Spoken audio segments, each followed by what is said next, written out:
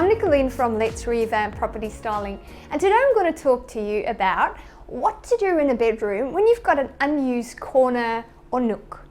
Now, I've got a couple of examples for you, and hopefully through some of the props I'll display, you would find something in your own home that might work in a corner in your bedroom.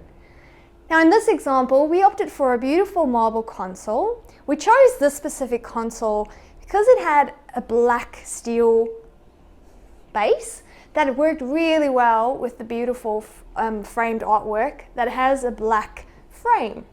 Now that's always a really good thing if you can try and put colors and different styles together so that it all works and flows. The other thing we put on were a couple of accessories just to create that little pop of interest on the console. Now that's your option one. Thanks so much for watching this video. Remember, if you liked it, press thumbs up and subscribe to get more videos like this.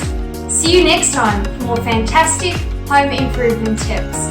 Bye.